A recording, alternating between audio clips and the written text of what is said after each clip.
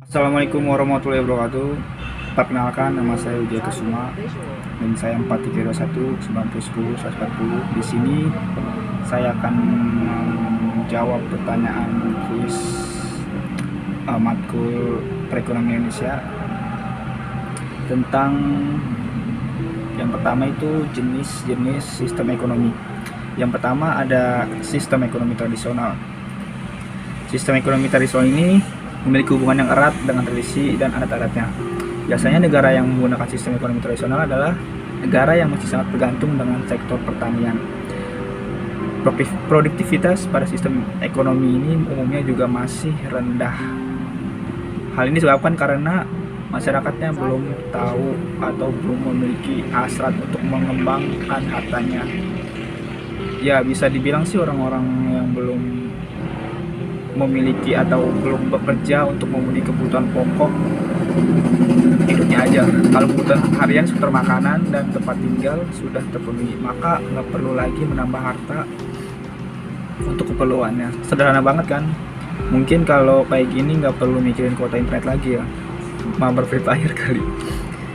Yang kedua ada sistem ekonomi komando. Sistem ekonomi komando ini merupakan sistem di mana pemerintah memiliki kuasa penuh atau dominan terhadap kegiatan ekonomi negaranya. Sistem ini biasanya disebut dengan sistem ekonomi terpimpin. Jadi faktor produksi dipegang penuh oleh pemerintah sehingga tidak ada pihak swasta atau perseorangan yang menguasai barang atau sumber daya tertentu. Kalaupun ada masyarakat yang memegang sektor produksi tertentunya dalam pengawasan dan batasan pemerintah. Yang ketiga yaitu sistem ekonomi liberal. Sistem ekonomi ini adalah sistem ekonomi yang memberikan kebebasan seluas-luasnya kepada masyarakat dalam melakukan kegiatan ekonomi. Sistem ekonomi ini dikenal juga dengan sebutan sistem ekonomi kapitalis atau sistem ekonomi pasar. Yang keempat ada sistem ekonomi campuran. Sistem ekonomi ini adalah sistem gabungan dari sistem ekonomi komando dan liberal. Pada sistem ekonomi ini, baik dari pihak pemerintah maupun swasta memiliki peran penting dalam sektor perekonomian. Masyarakat memiliki kebebasan dalam sektor ekonomi, namun pemerintah juga memiliki kendali dalam sektor perekonomian. Ini bertujuan untuk mencegah adanya penguasaan penuh oleh segelintir masyarakat. Dan selanjutnya yaitu negara mana saja yang menganut sistem ekonomi dari yang saya jelaskan di atas. Yang pertama ada sistem ekonomi tradisional. Saat ini hanya sedikit negara yang masih menerapkan sistem ekonomi tradisional. Sistem ekonomi tradisional biasanya terlihat di daerah pedalaman dan terpencil yang terisolasi dari dunia luar. Berikut adalah beberapa daerah dan negara yang menganut sistem ekonomi tradisional. Yang pertama adalah Lembah Baliem. Lembah Baliem berada di negara Indonesia, yaitu di Pegunungan Jayawijaya, Papua.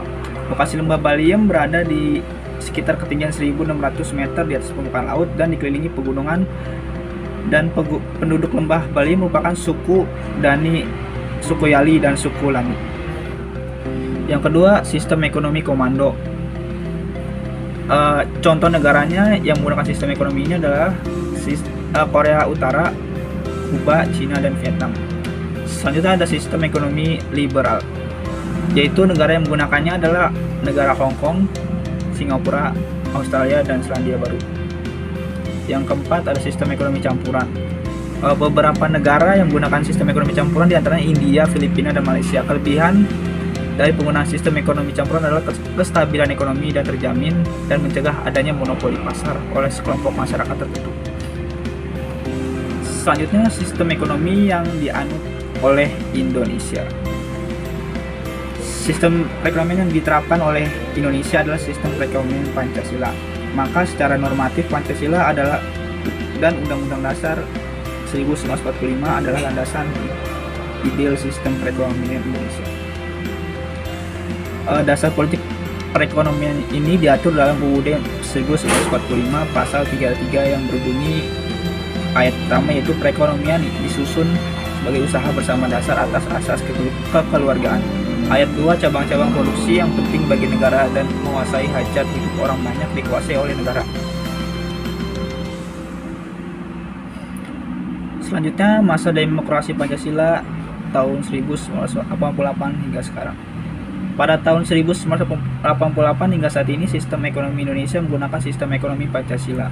Sistem ekonomi ini adalah bentuk pengembangan dari sistem ekonomi campuran. Koperasi salah satu wujud dari diterapkannya sistem ekonomi Pancasila yang berlandaskan pada pilar ekonomi kerakyatan yang berdasarkan kekeluargaan. Hal ini sesuai dengan amanat Undang-Undang tahun 1992 pasal 3. Selanjutnya, karakteristik sistem ekonomi Indonesia. Yang pertama, kegiatan ekonomi merupakan kegiatan bersama, gotong royong dengan yang mengedepankan hubungan kekeluargaan. Cabang-cabang produksi yang bersifat strategis dan merupakan hajat hidup orang banyak dikuasai oleh negara. Selanjutnya, Indonesia menggunakan sistem ekonomi campuran, disebut juga sistem ekonomi Pancasila. Kegiatan ekonomi yang dilakukan juga harus memiliki prinsip berkelanjutan dan berwawasan lingkungan.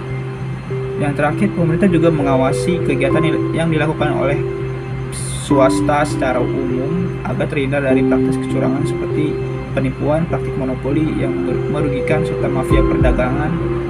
Tujuannya agar tercipta keadilan di tengah-tengah masyarakat.